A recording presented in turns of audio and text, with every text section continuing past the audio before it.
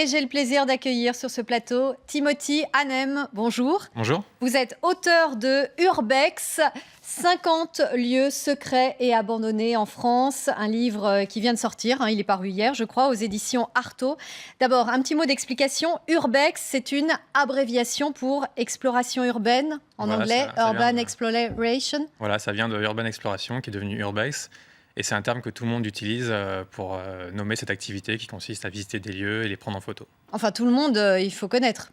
Oui, c'est vrai qu'il faut connaître. Donc du coup, avec ce livre, les gens sauront un peu mieux ce que ça veut dire Urbex. Et, ne pensons pas que c'est un terme un peu bizarre.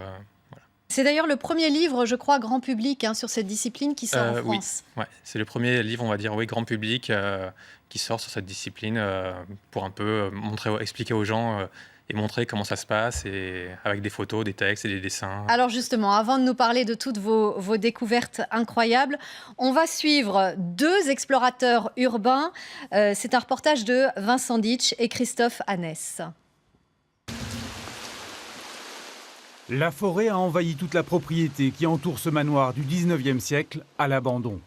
Une chance pour Loïc et Jérémy qui vont pouvoir le visiter sans se faire remarquer. Cela fait 1 an qu'ils pratiquent l'expédition urbaine, la visite de lieux privés abandonnés. Les gens sont partis comme s'ils partaient en vacances. Donc c'est vrai que c'est assez insolite. Parce qu'on a vraiment l'impression qu'on pénètre dans la vie intime des gens. Avec juste une lampe et leur appareil photo, ils vont fouiner de pièce en pièce, du sous-sol au grenier, pour le seul plaisir de la découverte insolite et interdite. C'est de l'aventure, c'est un peu de frisson, c'est entrer en douce sans se faire repérer par les voisins. Le principe, c'est de rentrer dans le lieu sans effraction. Comme aujourd'hui, on a eu de la chance, les volets étaient fermés, mais la porte principale était ouverte. Après, le but, c'est vraiment de rien casser, de rien déplacer, rien voler. Ils partagent ensuite leurs découvertes sur des forums consacrés à l'expédition urbaine, de plus en plus nombreux sur Internet. Sans jamais donner d'adresse, comme pour cet ancien pensionnat, abandonné depuis 13 ans. Pour Loïc et Jérémy, c'est une forme de témoignage historique. C'est grand, il y a plein de diversité, une chapelle, des classes démesurées, des couloirs aussi. Je trouve ça vraiment dommage qu'un bâtiment comme ça soit laissé à l'abandon. Tant que les lieux sont respectés, les plaintes de propriétaires sont rares, selon la gendarmerie. Mais face au risque d'accidents et de pillages, certains sites trop visités ont été carrément fermés et murés par leurs propriétaires. Voilà, on vient de voir ce reportage, Timothy Hanem. Dans votre livre, vous répertoriez 50 sites secrets abandonnés. Alors, il y a tout, un hôpital, un collège, une usine désaffectée. Voilà, il y a un fort militaire, un ancien parc d'attractions. C'est très varié. On visite ce qu'on a sous la main pour le plaisir de la curiosité. Il y a même un manoir qui a appartenu à un ancien présentateur télé vedette. Voilà, c'est ça. Donc on ne va pas dire où c'est, on ne va pas dire qui c'est aux gens après de faire leurs recherches et de tenter de retrouver l'endroit pour le visiter et se faire un petit frisson en visitant ces lieux. Oui, c'est ça, parce que vous publiez des photos, des textes, vous ne donnez pas les adresses précises, voilà. Mais vous donnez quand même des indices. Voilà. Alors c'est des indices que j'ai fait avec des amis qui pratiquent aussi l'urbex, pour que ça reste vraiment très très flou et que les gens aient une vague idée à peu près de où ça peut se situer.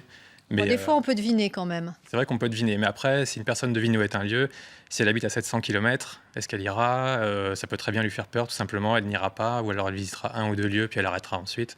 Donc on ne sait jamais vraiment la portée que ça peut avoir, mais globalement, c'est assez flou. Moi, j'ai par exemple reconnu une fondation d'art en banlieue parisienne. On ne va pas dire où c'est, mais en voyant les photos, j'ai reconnu. Parce que j'étais allée à l'époque où c'était pas fermé. Voilà, alors ça arrive aussi sur Internet, des gens voient un lieu et par hasard le reconnaissent. Donc voilà, donc pour les gens qui connaissent, évidemment, ils reconnaissent le lieu. Comment ça vous est venu cette passion de chasseur de ruines en quelque sorte? Parce que, on va le dire, dans la vie, vous êtes agent administratif. Oui. Et donc votre passion, c'est donc cette exploration urbaine. Voilà. Vous avez fait des études d'architecture. D'art appliqué et d'architecture, oui. Et vous êtes passionné de dessin. Il y a aussi vos dessins d'ailleurs dans ce livre, à la fois des photos et à chaque fois vous publiez aussi un dessin sur le site en question. Voilà, c'est un petit dessin en noir et blanc qui fait un peu frisson pour donner un peu une ambiance au lieu et montrer aussi une vue du lieu qui aurait été impossible à faire en photo en fait. Alors ça vous est venu comment? Vous avez commencé déjà collégien?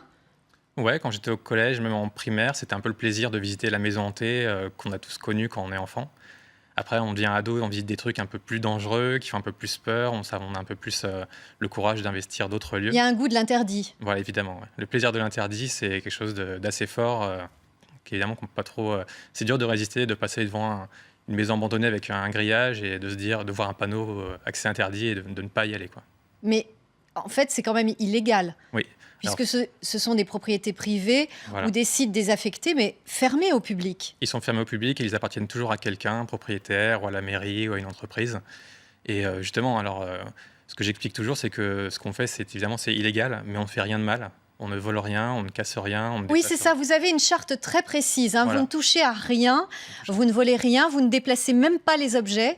Non, on ne les déplace pas, on ne les bouge pas. L'intérêt, c'est de montrer les photos et de faire en sorte que les gens qui passeront derrière nous, les autres explorateurs urbains, auront le même plaisir à trouver le lieu et ne pas le visiter 3 mois plus tard et constater qu'il y a plein de choses qui manquent. Et c'est pour ça d'ailleurs que vous ne donnez pas les adresses pour Voilà. ne pas faire venir les ferrailleurs, les brocanteurs. Les parce que des fois, il y a voleurs, vraiment, tout reste en l'état, des meubles, Voilà, des c'est objets. ça. Et de ne pas donner une adresse, ça évite qu'un lieu, 2 semaines plus tard, soit muré ou incendié ou qu'il y ait un gardien, la police, ce genre de choses, quoi.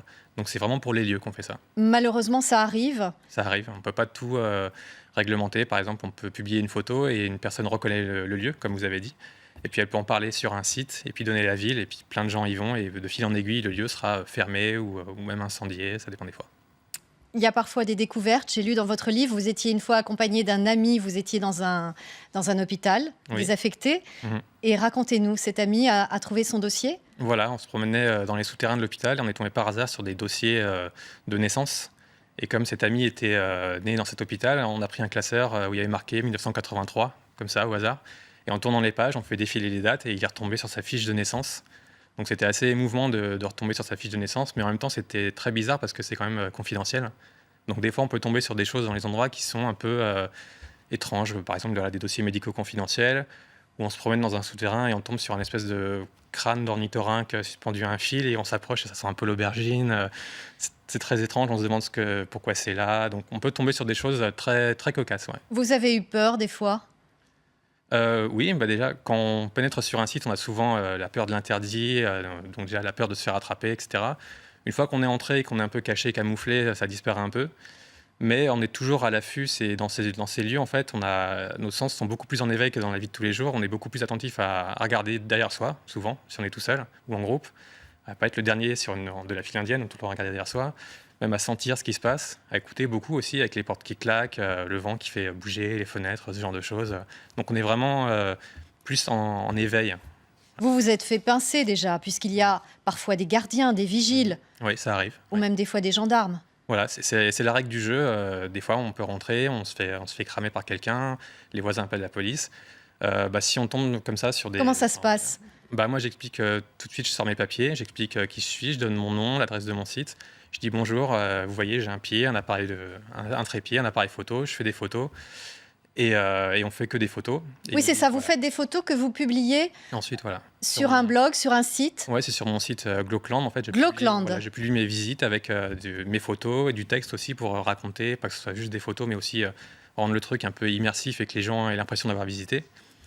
Donc oui, ça arrive de se faire attraper par des gardiens de la police qui nous contrôlent et qui nous mettent dehors. Et c'est la règle du jeu. Mais vous n'avez jamais été condamné, pas de poursuite judiciaire? Non, jamais, jamais. Je suis même tombé sur un propriétaire qui m'a vu faire des photos. Et je lui ai expliqué ma démarche. Et je lui ai dit, voilà, je compte mettre les photos sur mon site dans une semaine. Ça sera à telle adresse. Et si vous voyez la moindre truc qui vous pose problème, vous me le dites et je retire. Et il ne m'a pas recontacté depuis. Donc je suppose qu'il a vu que comme je ne donnais pas la ville et que c'était assez camouflé, ça passe. C'est interdit, mais c'est comme j'avais eu dans un magazine, c'était Prussian Blue, il disait c'était pacifiquement transgressif. Pacifiquement transgressif. Voilà. Mais parce qu'il faut dire que l'urbex, en fait, c'était déjà populaire aux États-Unis et au Canada dans Oui. les années 90. Voilà. Et puis, ça s'est développé avec les réseaux sociaux, évidemment. Voilà, tout va plus vite avec les réseaux sociaux, les adresses de lieux se diffusent en masse et ça peut être dangereux aussi, par exemple, de donner une localisation parce qu'un lieu sera ensuite... on voit des photos d'un lieu comme récemment qui a été investi avec 20 personnes dedans qui font la queue, qui sont venues en bus dans un petit village de 20 habitants. Donc forcément, la police, là, elle a beaucoup de travail et il faut arrêter tout le monde. Et le lieu est dénaturé, les objets sont très vite déplacés, il y a du vol, de la casse. Donc c'est vraiment pour ça qu'on ne donne pas les adresses des lieux, c'est pour les protéger. Et puis aussi, ça peut être dangereux parce que ce sont des lieux qui sont abandonnés depuis un certain temps, qui Oui. peuvent être fragilisés. Vous avez eu vous-même des frayeurs avec des planchers qui Oui, s'effondrent. voilà, on pose le pied sur une planche et puis on sent son pied qui s'enfonce un peu et on retire son pied et on voit le vide en dessous avec 3-4 mètres de chute. Donc on fait très attention maintenant. Il y a une quinzaine d'années, je serais passé sur le plancher. Maintenant, je fais un peu plus attention. Je me dis, est-ce que ça vaut le coup? Non, peut-être pas. Et justement, dans votre livre, vous donnez des conseils Oui. aux apprentis explorateurs urbains. Alors, c'est les mêmes conseils qu'en fait que pour une randonnée. C'est exactement la même chose. Prévenir les gens où on va, avoir son téléphone chargé à fond, prendre des chaussures de marche si possible, prendre de l'eau à manger si on veut se faire un petit goûter ou si on se perd. Enfin, vraiment la même chose que si on faisait une randonnée, pareil. Parfois, vous avez fait aussi d'autres rencontres. Vous racontez des anecdotes dans votre livre, des animaux. Oui, alors ça arrive de temps en temps parce que comme c'est des lieux qui sont souvent, dès qu'on s'éloigne de la banlieue parisienne, c'est très vite campagnard et on tombe sur des animaux.